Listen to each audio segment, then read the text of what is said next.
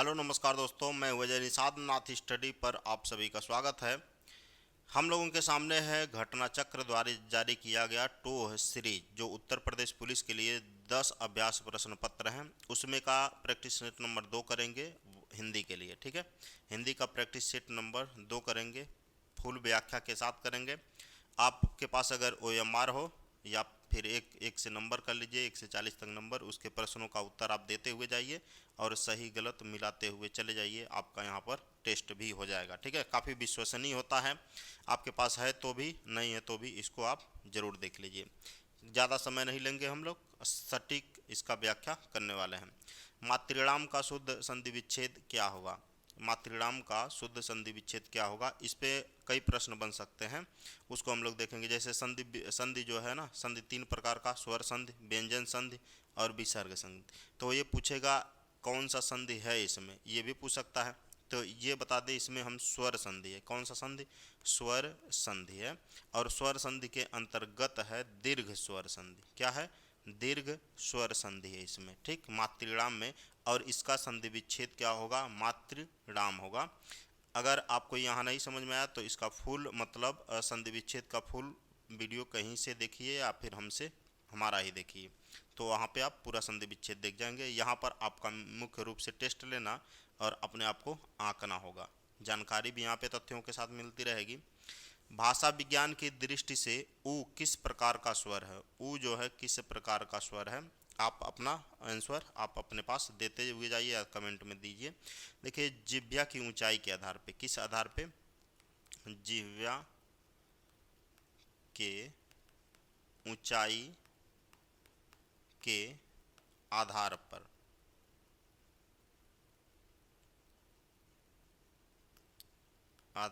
पर, ऊ जो है एक पश्च विवृत है। पहले तो क्या है? यह संवृत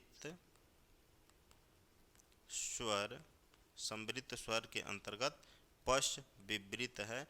विकल्प ए सही है। यानी कि इसका जब जिह्वा की ऊंचाई के आधार पर इसका जब उच्चारण करेंगे आप, तो देखिए ये कहाँ से निकल रहा है। ठीक है, ऊ कंठ के पास से आ रहा है। ठीक है ना, तो इसका विकल्प ए सही था। और दिए गए शब्दों में स्त्रीलिंग शब्द कौन सा है? स्त्रीलिंग शब्द बताना है आपको। आप अपना आंसर दे लीजिए, मैं आपको बताता हूँ। सभी शब्दों को क्या करेंगे आप अपने वाक्य में प्रयोग करेंगे। जैसे प्रकृति, वहाँ की प्रकृति बोलेंगे या वहाँ का प्रकृति? आप खुद सोचिए, वहाँ की प्रकृति या वहाँ का प्रकृति?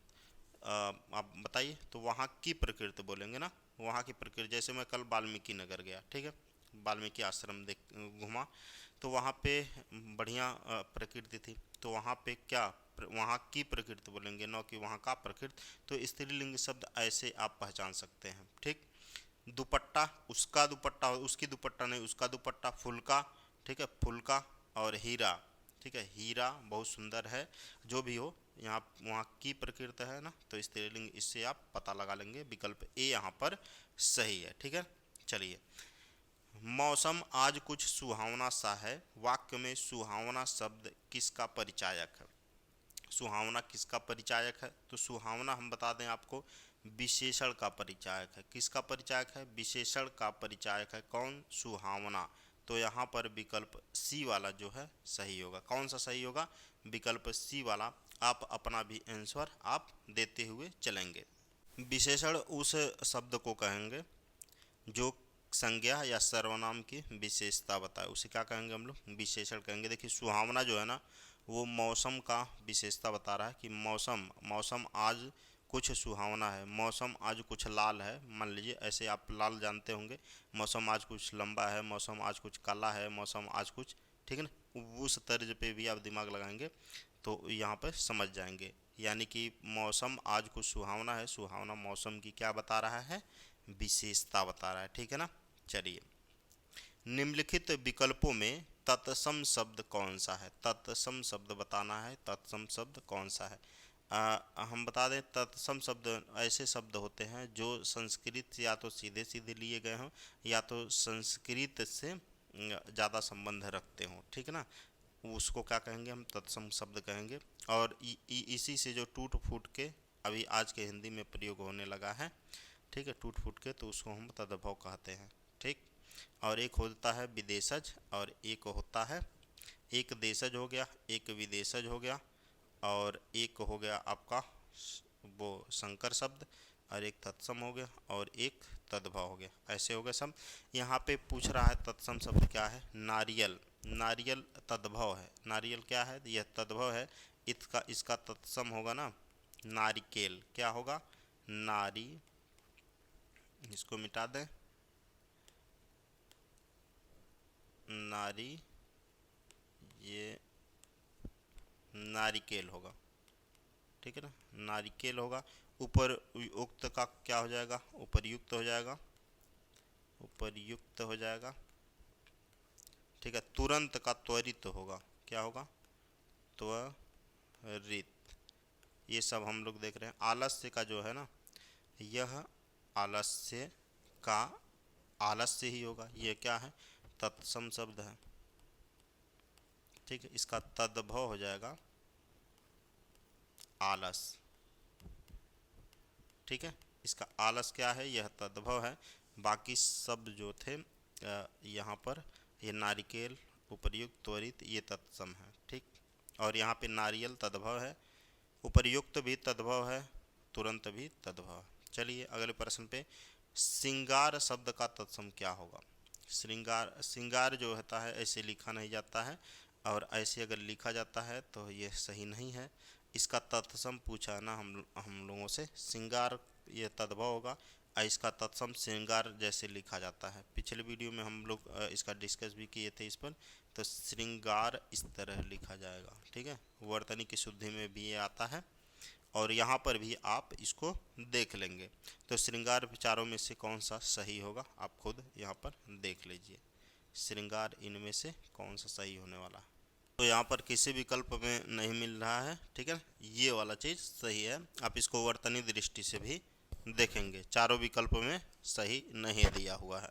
अब देखिए यहाँ पे ये र रेप वाला र हो गया है, यहाँ पर भी पूरा, यहाँ पे तालव्य स हो गया, ये कोई नहीं होगा इसमें से, यानी कि चारों जो है गलत है, ये वाला श्रृंगार सही है। कर्कश का विलोम नीचे दिए गए विकल्पों में से चुनिए। कर्कश का विलोम क्या होगा। अगर कठोर का विलोम की बात करें, आप लोग आंसर लिख लीजिए जहाँ कहीं भी हो सके।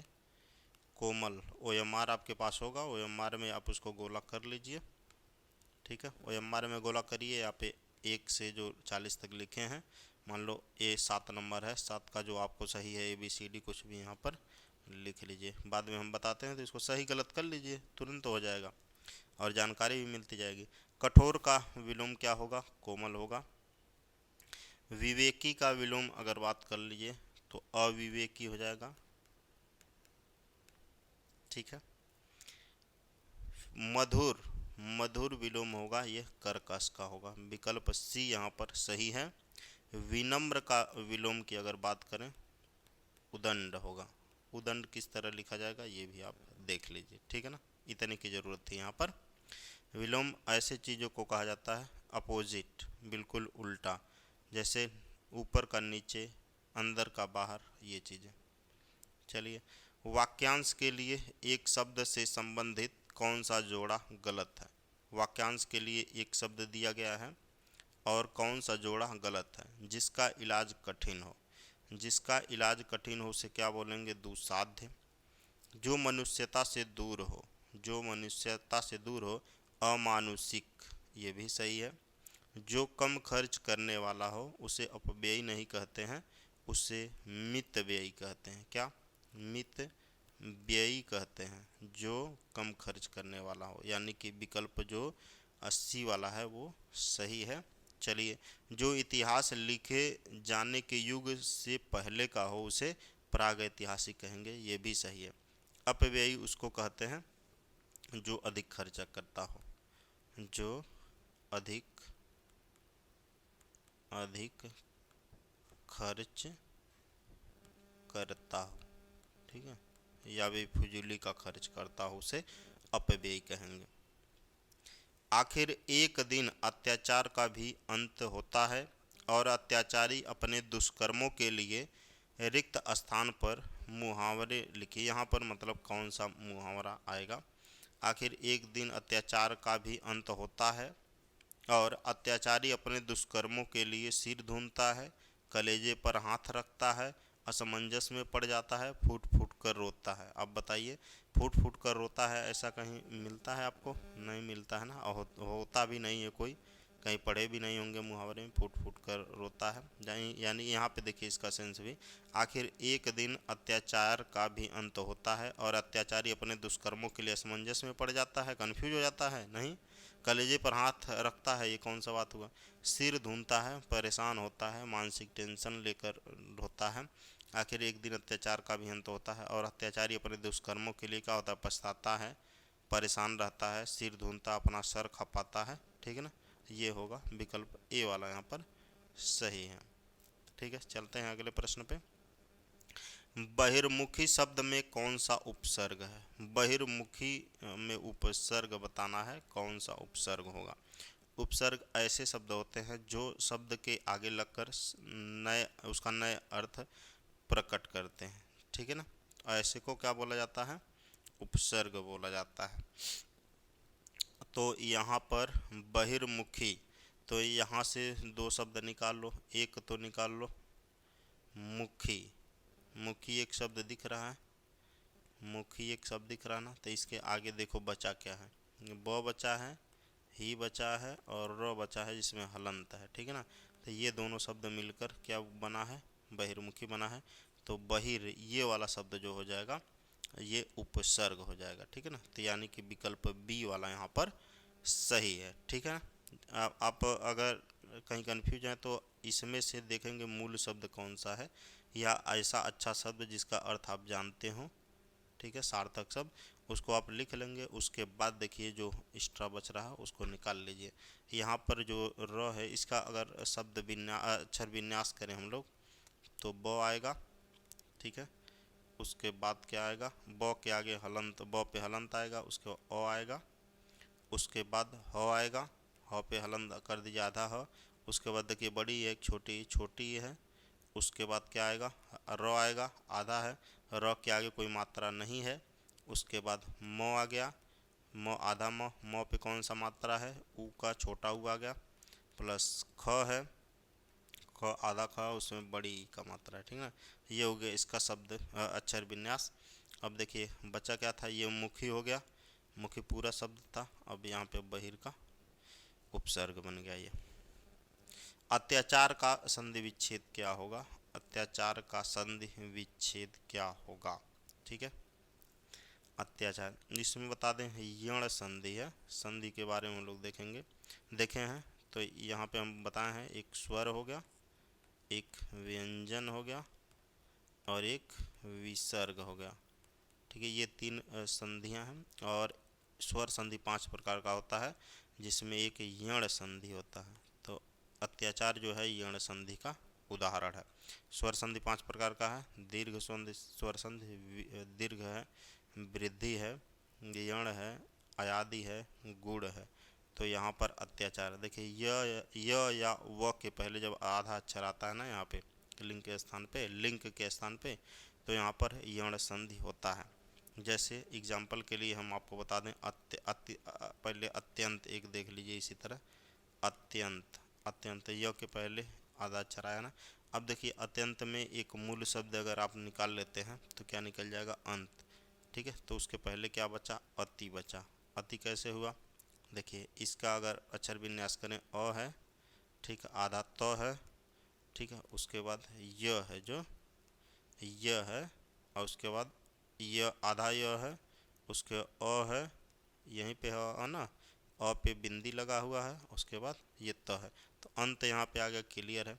य जो है इस छोटी का मात्रा बन जाता है। ठीक ना, तो यहाँ पे अत्यंत में अति उपसर्ग लगा है, अति प्लस अंत हो जाएगा। ठीक है, अच्छा चलिए इसी पे अगर और हम लोग देख लें, अत्यधिक, अत्यधिक और अत्याधुनिक, अत्याधुनिक। ठीक है, इसका संधि विच्छेद क्या होगा आप कमेंट में बता सकते हैं। यहाँ पे देखिए अति यहाँ पर भी है, अति यहाँ पर भी है, ठीक है। इसमें अधिक होगा, इसमें आधुनिक होगा, इस तरह से हो जाएगा। अब अत्याचार का जो होगा संधि विच्छेद बताइए। अत्याचार में अति आया है, उसके बाद क्या बचा, आ बचा, आचार हो गया, ठीक है। तो विकल्प सी सही हो गया यहाँ पर। निर्दय में समास बताइए, निर्दय में कौन सा समास है। तो समास की बात करें ना अगर, तो निर्दय का अगर समास विग्रह पहले कर दीजिए आप, तो दया नहीं है जिसमें, अर्थात निर्दय जिसमें दया नहीं है उसे क्या कह सकते हैं हम लोग, निर्दय। यानी कि इसके अर्थ विन्यास, अगर वाक्य इसका मतलब विन्यास कर रहे हैं हम लोग, समास विग्रह कर रहे हैं निर्दय का, तो दया नहीं है जिसमें अर्थात क्या हो गया, निर्दय हो गया। तो तीसरा पद जब प्रधान होता है ना, तब वहाँ पर होता है बहुव्रीहि समास। तो निर्दय में क्या है, बहुव्रीहि समास है, ठीक है ना। दया नहीं है जिसमें, यहाँ पे लिख भी देते हैं, दया नहीं है जिसमें, अर्थात निर्दय, ठीक है ना, निर्दय हो गया। तो अब यहाँ पर आप लोग देख लीजिए बहुव्रीहि समास, इसका लंबोदर, लंबोदर बहुव्रीहि समास का उदाहरण है, लंबोदर है और पीताम्बर है, वीणापाणी है,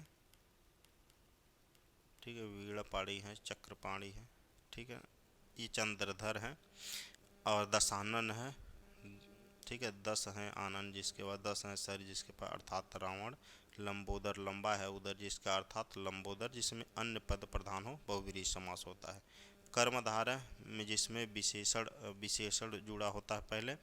द्वंद्व में माता पिता आता है, योजक चिन्ह लगा होता है बीच में। द्विगुण में शुरू में अंक लगा होता है, ठीक है, अंक अंक चाहे जैसे त्रिकुटी। चलिए आगे चलते हैं। निम्नलिखित में से संयुक्त वाक्य का चयन करिए। संयुक्त वाक्य क्या क्या करना है आपको, यहाँ पर चयन करना है।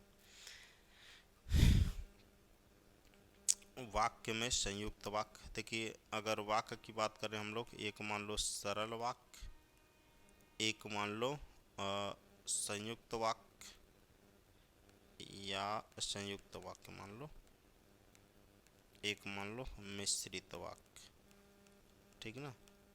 ये 3 प्रकार के वाक्य आप मान लो यहाँ पर। अब देखो सरल वाक्य में जिसमें एक क्रिया, एक कर्ता और एक कर्म हो, उसे क्या कहेंगे, सरल वाक्य कहेंगे। अच्छा एक चीज़ और, ये जो मतलब ये तीनों हम लोग देख रहे हैं ना, ये रचना के आधार पर, रचना के आधार पर, ठीक है, रचना के आधार पर वाक्य 3 प्रकार के, सरल, संयुक्त और मिश्रित। सरल बताए हम, जिसमें एक कर्ता, एक क्रिया और एक कर्म हो, वहाँ पर क्या होगा, सरल वाक्य होगा। अगर हम लोग मिश्रित की बात कर लें, किसकी बात कर लें, मिश्रित की अगर हम लोग बात करें, संयुक्त वाक्य जो होता है वो जोड़ा गया होता है और से, एवं, तथा, या, अथवा, इसलिए, अतः, फिर भी, तो, किंतु, परंतु, इन शब्दों से जोड़ा गया होता है।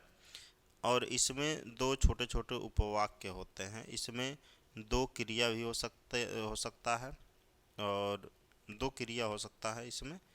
अच्छा इसका उदाहरण अगर हम लोग बात करें, तो जैसे मीना बहुत बीमार थी, अतः स्कूल नहीं आई। तो चलो संयुक्त वाक्य है ना, इसको हम लोग देखते हैं कि इसका पहचान क्या हो सकता है, और मैं उदाहरण भी देते हुए चलूँगा, आप लोग चाहें तो लिख सकते हैं। जैसे उसने खाना खाया और सो गया, एक तो यही हो गया संयुक्त वाक्य, विकल्प तीसरा नंबर सही है यहाँ पर। और जोड़ा गया गया, जैसे मैं आया और वह गया, मैं आया और वह गया। मीना बहुत बीमार थी अतः स्कूल नहीं आई, अतः भी है, ठीक है, अतः से जोड़ा जा सकता है, ठीक है। चलिए और तथा भी था, जैसे मेरी मेरे पैर पर, मेरी पैर पर लग गई और दर्द होने लगा। जैसे मेरे पर पैर पर चोट लग गई और दर्द होने लगा, ये भी हो सकता है। उसने बहुत परिश्रम किया किंतु सफलता नहीं मिली। तो किंतु भी यहाँ पर हो सकता है, क्या हो सकता है, किंतु भी हो सकता है, जोड़ा गया है किंतु से भी। ऐसे बहुत से हैं, जैसे दिन ढल गया और अंधेरा बढ़ने लगा, और से जोड़ा गया है प्रिय बोलो पर असत्य नहीं, तो पर भी जो है यहाँ से इससे जोड़ा गया है। मैं बहुत तेज दौड़ा फिर भी ट्रेन नहीं पकड़ सका, तो फिर भी आ गया ना, ये भी हो जाएगा फिर भी, ठीक है।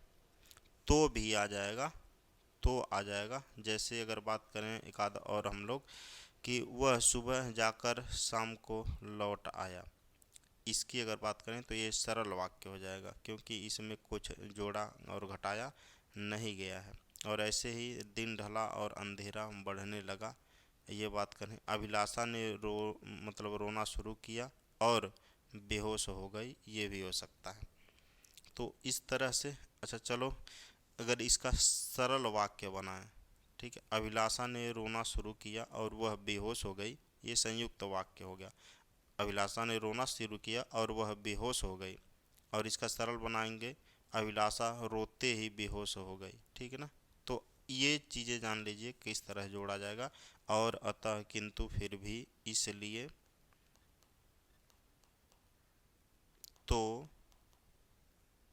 अथवा, ठीक ना, ये शब्द आएंगे तो आप जान जाइएगा। या, तथा, ठीक है, परंतु, ये शब्द आएंगे तो मान लो कि आप क्या करोगे, वो वाक्य कैसा होगा, संयुक्त वाक्य होगा। अगर मिश्रित वाक्य की बात करें ना, तो एक वाक्य दूसरे वाक्य पर आश्रित होता है, और इसका जो पहचान चिन्ह है, पहचान कैसे कर सकते हैं, की आएगा इसमें, जो आएगा, क्योंकि आएगा, ठीक है। उसके बाद जितना उतना आएगा, जितना उतना, जितना मैं खाऊंगा, ठीक है, जितना मैं कमाऊंगा उतना मैं खाऊंगा, ऐसे हो सकता है। जैसा मैं करूंगा वैसा भरूंगा, जैसा वैसा आ जाएगा, जैसा वैसा, ठीक है। जब तब आ जाएगा, जब तब आ जाएगा। जहाँ वहाँ आ जाएगा, जहाँ और वहाँ आ जाएगा। जिधर, ऐसे शब्द आते हैं तो आप क्या करोगे, वहाँ पर मिश्रित वाक्य बताओगे। क्या वाक्य, मिश्रित वाक्य। यद्यपि, तथापि, यदि, तो, ये शब्द अगर मिल जाए आपको तो ये मान लेना क्या हो जाएगा, ठीक है ना, ये मिल जाएगा अगर, तो ये मान लेना कि मिश्रित वाक्य के उदाहरण है ये। चलो अगले प्रश्न पे चलते हैं। दिए गए शब्द के समानार्थी शब्द का चयन करिए। समानार्थी मुहावरे के जैसा ही होता है, मुहावरा नहीं है वो, पर्यायवाची के जैसा ही होता है। समानार्थी, समान अर्थ प्रकट करने वाला। तो यहाँ पर क्या होगा, कर्मठ, कर्मठ जो है, कर्मठ मतलब उद्यमी होता है। इसका अर्थ की बात करें, कपाट, कपाट एक होगा ना। यहाँ पे पूछा है द्वार का, किसका समानार्थी, द्वार, द्वार मतलब कपाट होता है, दरवाजा होता है, और बी वाला यहाँ पर सही होगा, आप मिला लीजिएगा। कपट मतलब कुटिलता, छल जो होता है ना, कुटिलता, कुटिलता होता है। सपाट मतलब समतल, इसका अर्थ होगा। तो यहाँ पे द्वार का क्या था, कपाट था। चलो, यद्यपि, यदि दिए गए वाक्य का वह भाग ज्ञात करें, दिए गए वाक्य का वह भाग ज्ञात करें जिसमें कोई त्रुटि, जिसमें कोई त्रुटि है। यदि कोई त्रुटि नहीं तो कोई त्रुटि नहीं चुने, ठीक है, यानी कि 4 चुने। अध्यापक हमसे एक लेख लिखवाया, अध्यापक हमसे एक लेख लिखवाया, इसमें बताइए कहाँ त्रुटि है, ठीक है। अगर कोई त्रुटि नहीं तो चौथा ऑप्शन क्लिक कर दीजिएगा। तो यहाँ बता, आप अध्यापक हमसे लेख लिखवाया, अध्यापक हमसे लेख लिखवाया ऐसे नहीं होना चाहिए, आप खुद बोल कर देख लो, अध्यापक ने हमसे लेख लिखवाया। ठीक है, हमसे मतलब पूरे क्लास में अगर हैं तो वहाँ पे हम यूज कर सकते हैं, आप मतलब प्रयोग कर सकते हैं। और अध्यापक जो है, अध्यापक ने, यानी कि यहाँ पर हमको क्या चाहिए था, ने चाहिए था। तो ये अगर एक प्रश्न और पूछा जा सकता है, इसमें कैसी त्रुटि है, तो कारक, कारक संबंधी त्रुटि है। अच्छा, इसमें आपको अगर लग रहा है कि आप कारक संबंधी त्रुटि नहीं बता सकते, तो ने आया है ना, ने यहाँ पे होना चाहिए। ने क्या चीज़ है, ने कारक चिन्ह है। जैसे कर्ता ने है ना, कर्ता के लिए ने, कर्ता ने कर्म को आता तो कर्म, कर्म कारक संबंधी त्रुटि हो जाती, ठीक है ना। तो यहाँ पे कारक संबंधी त्रुटि है। अब यहाँ पे एक वाला जो था उसमें त्रुटि थी, विकल्प ए सही हो गया। चलिए, यहाँ पर दिए गए वाक्य में रेखांकित खंड को प्रतिस्थापित करने के लिए सबसे उपयुक्त विकल्प का चयन करें। अब रेखांकित तो इसमें दिख नहीं रहा है, लेकिन मिसिंग हुआ होगा, मैं बता दूंगा। दिए गए वाक्य में रेखांकित खंड को प्रतिस्थापित करने के लिए सबसे उपयुक्त विकल्प का चयन करें यदि इसे प्रस्थापित करने की आवश्यकता नहीं है। मतलब अगर आप चाहते हैं कि ये, जैसे ये वाक्य है ना, किसी भी देश की संपत्ति, किसी भी देश की संपत्ति, ऐसे देश में आदर्श विद्यार्थी होते हैं, आदर्श विद्यार्थी तक, यहाँ पे अगर ऐसा चाहते हैं कि आप वाक्य को, यहाँ पे इस वाक्य की आवश्यकता ही नहीं है, तो आप इन चारों में से एक विकल्प आप चयन कर सकते हैं कि सबसे बेहतर क्या होगा। किसी देश की संपत्ति, ऐसे देश में आदर्श विद्यार्थी ही होते हैं, सही है, नहीं है सही, तो इसके स्थान पे क्या होगा, किसी देश की संपत्ति उस देश के आदर्श विद्यार्थी ही होते हैं, उस देश के आदर्श विद्यार्थी ही होते हैं, उस देश ऐसे देश के आदर्श विद्यार्थी, किसी बदलाव की आवश्यकता नहीं, उस देश में आदर्श विद्यार्थी होते हैं। चलिए, किसी देश की संपत्ति उस देश में आदर्श विद्यार्थी होते हैं, उस देश में आदर्श विद्यार्थी होते हैं, विकल्प सी यहाँ पर, डी वाला सही होगा। ठीक है, विकल्प डी यहाँ पर सही होगा, आप मिला लीजिए। वह सममात्रिक छंद जिसके प्रत्येक चरण में 24-24 मात्राएं हों तथा प्रत्येक चरण में 11वीं एवं 13वीं मात्रा पर यति हो, कौन सा छंद होता है। छंद मैं बता दूं, जैसे आप लोग गद्यांश में, गद्यांश मतलब जो ये लिखा है ना, ये गद्यांश में लिखा हुआ है ये प्रश्न, ठीक है, मतलब गद्य शैली में लिखा हुआ है। तो अगर कविता रहता तो वहीं पे पद्य हो जाता है। तो गद्य में ना, गद्य में जिस तरह हमको व्याकरण की आवश्यकता पड़ती है, व्याकरण का, उसी तरह वह कविता में या पद्य में हम लोगों को छंद की आवश्यकता पड़ती है। समझ गए बात। जिस तरह हमको गद्य में व्याकरण की ज़रूरत पड़ती है, वैसे ही पद्य में हमको, मतलब कविता में हमको छंद की ज़रूरत पड़ती है, ठीक ना। यानी कि छंद, पद्य का ये क्या है, व्याकरण है। अब यहाँ पे पूछा है ना, जिसके प्रत्येक चरण में, तो छंद जो काव्य होता है उसके चरण होते हैं, जिसके प्रत्येक चरण में 24-24 मात्राएं, और प्रत्येक चरण में 11 मात्रा, यानी कि 11 और 13 पर यति होता है। और इसके एक चीज़ और मैं बता दूं, इसके 2 गुरु या 2 लघु होते हैं। अंत में जो होता है ना, 2 गुरु, गुरु मतलब इस तरह 2 मात्रा, या तो 2 लघु होगा, ठीक है, या तो 2 गुरु या तो 2 लघु होगा। तब वहाँ पर क्या होगा, ये रोला छंद होगा। कौन सा छंद होगा, और रोला छंद का उदाहरण है ये।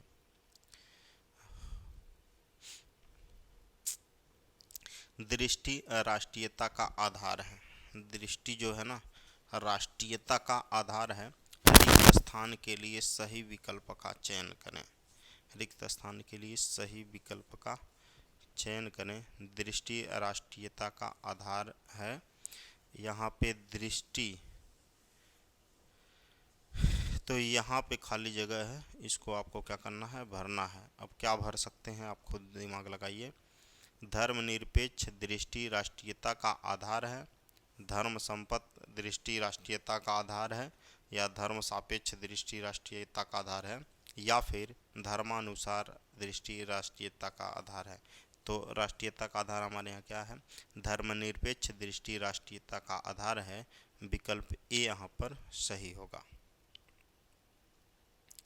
चलिए, एक हमारे पास क्या है, एक बड़ा सा गद्यांश है, इसको अनसीन पैसेज बोलेंगे, अपठित गद्यांश बोलेंगे, या फिर एक पैराग्राफ बोलेंगे, गद्य बोलेंगे, ऐसी चीज़ आ जाएगा। इस पर आधारित आपको 19 से 23 नंबर तक के प्रश्नों का उत्तर देना है।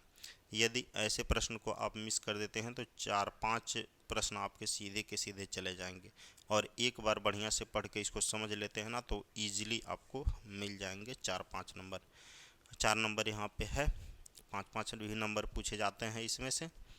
और इसको करने, अगर आपके पास समय नहीं है तो वो भी तरीका मैं बताऊंगा, पहले आपको देख लेते हैं क्या करना चाहिए। निस्वार्थ शब्द का उपयुक्त विपरीतार्थक है, इसका आप वैसे कर सकते हैं बिना पैराग्राफ पढ़े। गद्यांश में उपयुक्त आध्यात्मिकता किन उपसर्गों से बना हुआ है, वे भी बिना पढ़े आप कर सकते हैं। ऐसे परोपकारी लोग सदा पूजे जाते रहेंगे, ये गद्यांश से है। और कठोर सत्य किसे कहा गया है। और एक प्रश्न है, निर्बल भावनाओं पर विजय पाने के लिए क्या किए जाने की आवश्यकता बताई गई है। तो अब एक बार गद्यांश को पढ़ते हैं हम लोग। चलिए, मानव के मर्म स्थल में परोपकार और त्याग जैसे सद्गुणों की जागृति तभी हो पाती है जब वह अपने तुच्छ भौतिक जीवन को नगण्य समझकर उत्साह उमंग के साथ दूसरों की सेवा शुश्रूषा तथा सत्कार करता है। यह कठोर सत्य है कि हम भौतिक रूप से इस संसार में सीमित अवधि तक ही रहेंगे। हमारी मृत्यु के बाद हमारे निकट संबंधी, मित्र, बंधु बांधव जीवन भर हमारे लिए शोकाकुल और प्रेमाकुल भी नहीं रहेंगे। दुख मिश्रित इस निर्बल भावना विजय पाने के लिए तब हमारे अंतर मन में एक विचार उठता है कि क्यों न हम अपने सत्कर्मों और सद्गुणों का प्रकाश फैलाकर सदा सदा के लिए अमर हो जाएं। सेवक प्रवृत्ति अपनाकर हम ऐसा अवश्य कर सकते हैं। अपने निस्वार्थ व्यक्तित्व और परिहित कर्मों के बल पर हम हमेशा के लिए मानवीय जीवन हेतु उत्प्रेरणा बन सकते हैं। मनुष्य जीवन को सद्गति प्राप्त करने के लिए यह विचार नया नहीं है। ऐसे विचार सज्जन और मनुष्यों के अंतर्मन में सदा उठते रहेंगे तथा इन्हें अपनाकर वे दुनिया में अमर भी हो गए। इस धारा पर अस्थायी रूप से नहीं रहने पर भी ऐसे परहितकारी कालांतर तक पूजे जाते रहेंगे। मनुष्यता जीवन की सर्वश्रेष्ठ शिक्षा यही है। यह सिखाकर मनुष्य का जीवन आनंदमय और समृद्धशाली हो सकता है। यदि इस प्रकार मानव जीवन उन्नत होता है तो यह संपूर्ण संसार स्वर्गिक विस्तार ग्रहण कर लेगा। किसी भी मानव को आध्यात्मिक का जो अंतिम ज्ञान मिलेगा वह भी यही शिक्षा देगा कि धर्म कर्म का उद्देश्य सत्कर्मों और सद्गुणों की ज्योति फैलाना ही है। कभी आपको गद्यांश कठिन मिल सकता है, हो सकता है समझ में न आए, कभी आसान मिल सकता है, पूरा अर्थ समझ में आ जाए। इसको एक बार बढ़िया से पढ़ेंगे, उसके बाद प्रश्नों के उत्तर देंगे, फिर अगर कठिनाई होता है तो वहाँ पर तब दोबारा जाने की कोशिश करेंगे। निस्वार्थ शब्द का उपयुक्त विपरीतार्थक क्या है। तो ये आप ग्रामर पढ़े हैं तो ऐसे ही जानते हैं बिना गद्यांश को पढ़े हुए। ठीक है, निस्वार्थ का क्या होना चाहिए। ये परार्थ जो है ना, ये परार्थी नहीं परार्थ होना चाहिए। परार्थ एक सही शब्द है। स्वार्थ का ही विलोम ये भी होना चाहिए, परार्थ होता। स्वार्थ का विलोम क्या हो जाता, परार्थ हो जाता अगर कहते आप तो। निस्वार्थी ये होता है। परोपकारी अपकारी का विलोम है, अपकारी। अपकारी का क्या होता है, परोपकारी होता है। अब देखिए, स्वार्थ जो है, स्वार्थ का विलोम परार्थ होता है और इसका परमार्थ भी होता है।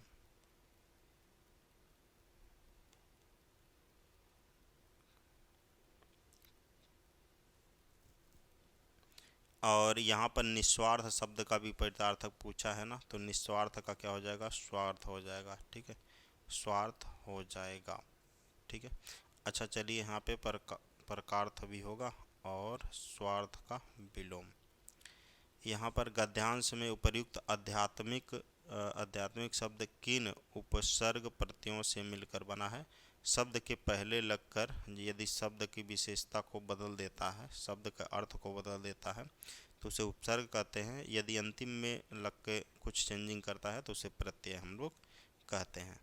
यहाँ पर दिया हुआ है आध्यात्मिकता शब्द किन उपसर्ग प्रत्ययों से मिलकर बना है।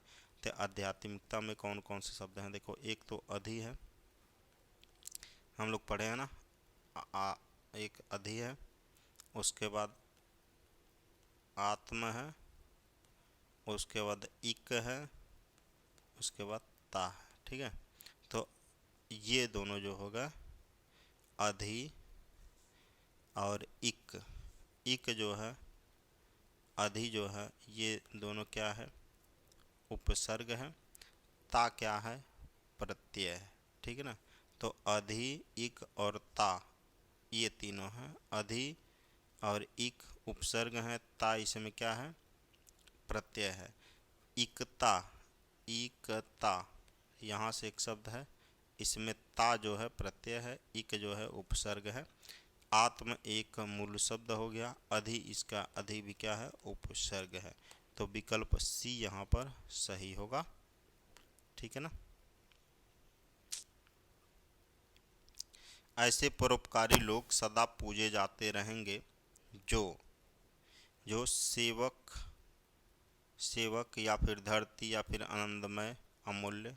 ऐसे परोपकारी लोग सदा पूजे जाते रहेंगे जो धरती पर अस्थायी रूप से नहीं रहेंगे या फिर आनंदमय जीवन जीते रहेंगे, अमूल्य मानव जीवन में श्रेष्ठ शिक्षक रहे, या सेवक प्रवृत्ति अपनाकर परहित करते रहे, सेवक प्रवृत्ति अपनाकर परहित करते रहे। ऐसे लोग सदा पूजनीय रहेंगे, सदा पूजे जाएंगे।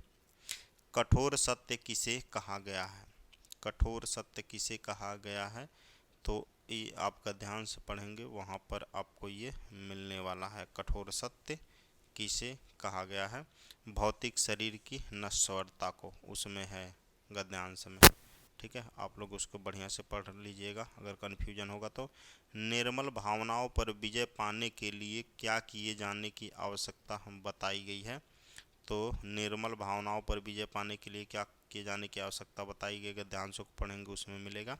सदा सदा के लिए अमर हो जाना, विजय पाने के लिए योजना बनाना, ऐसी भावनाओं को मन में न आने देना, अच्छे कर्मों से नाम अमर कर लेना। ठीक है, अगर आपका ध्यान से नहीं पढ़ते हो तो भी यहाँ पर वो चीज़ दीजिएगा आंसर, यहाँ पर सही चीज़ें लिखी जाती हैं। ठीक है, जो मानव जीवन के लिए सही हो, सत्कारी हो।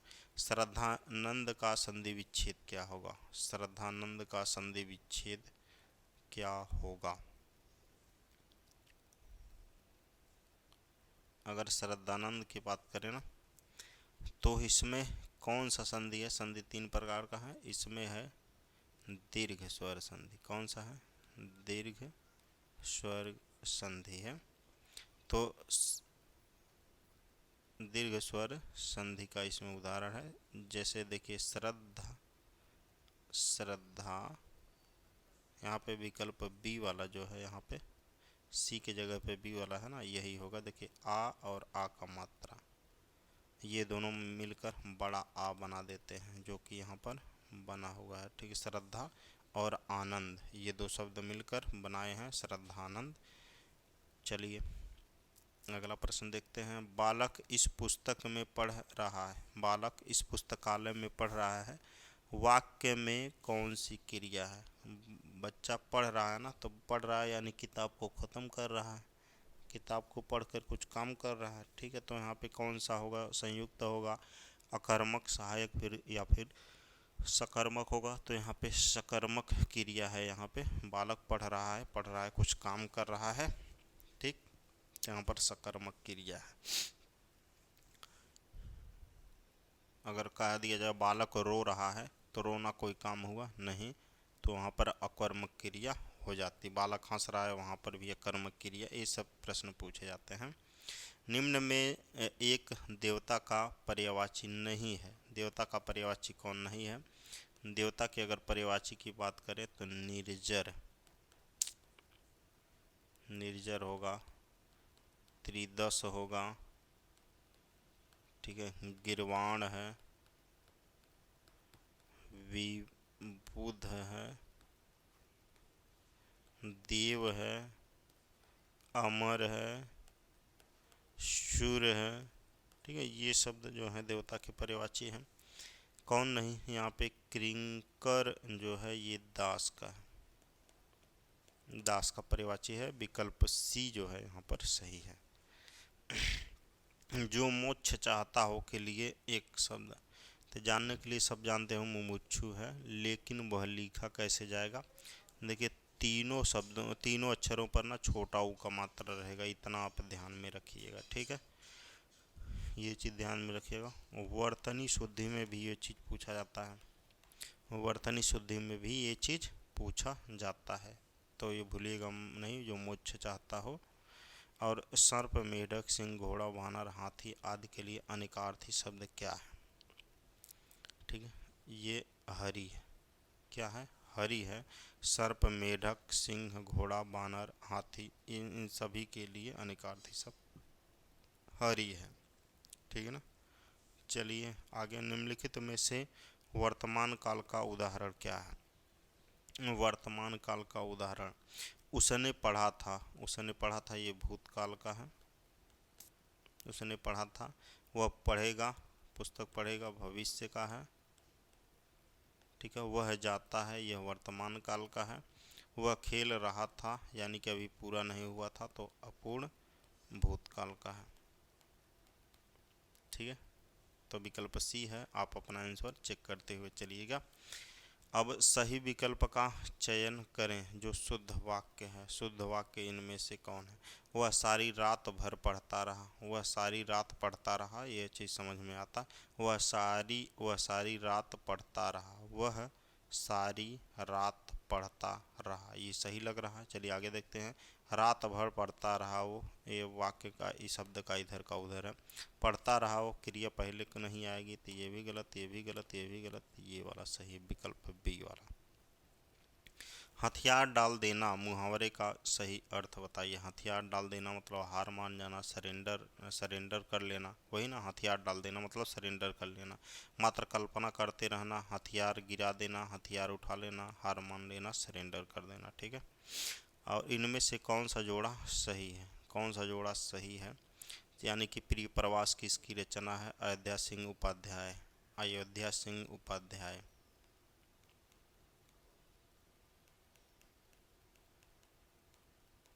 उपाध्याय की ये रचना है। सांध्य गीत किसकी रचना है? यह महादेवी वर्मा का है, महादेवी वर्मा का है। आंसू जयशंकर प्रसाद का है। और साकेत मैथिली शरण गुप्त का है, ठीक है, मैथिली शरण गुप्त का है। तो अब पूछा कौन सा सही जोड़ा है, तो प्रिय प्रवास था, हरिऔध जो सही है। अयोध्या सिंह उपाध्याय, हरिऔध भी इनको कहा जाता है, विकल्प ए सही है। चिरजीवो जोरी जुरे, चिरजीवो जोरी जुरे, क्या न स्नेह गंभीर, को घटिये वृषभानुजा वे हलधर के वीर, में कौन सा अलंकार है? ठीक है, एक शब्द के लिए एक से अधिक अर्थ जहाँ मिले ना, वहाँ पर कौन सा अलंकार होता है? जैसे वृषभानुजा और हलधर के वीर, एक शब्द के अधिक अर्थ जब मिले तो वहाँ पर कौन सा अलंकार होता है? एक शब्द के लिए एक से अधिक अर्थ जो होते हैं वहाँ पर होता है। ये वृषभानुजा का मतलब हो गया ना, वृषभानुजा यानी कि वृषभानु की बेटी राधा, इसका ये भी अर्थ हो जाएगा। अगर इसका और अर्थ निकालें तो वृषभ, वृषभ मतलब बैलों की बहन, मतलब गाय। ठीक है, बैल की बहन गाय। और एक वृषभानुजा का निकालेंगे यहाँ पर, तो वृषभ मतलब बैल। और एक निकालेंगे हलधर के वीर।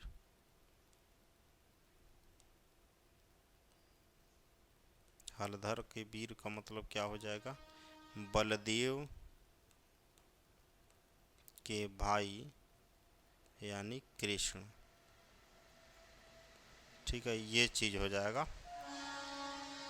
ठीक, तो यहाँ पर श्रेष्ठ अलंकार होगा। यहाँ पर एक शब्द में कई अर्थ छिपे होते हैं। जब निम्नलिखित शब्दों में से एक वर्तनी शुद्ध है, वो कौन सा है? अभ्यांतरिक, अत्यधिक, निरोग, निरपराध कौन सा है? अभ्यांतरिक इस तरह नहीं लिखा जाएगा, इसमें त्रुटि है। यहाँ पर है आभ्यंतरिक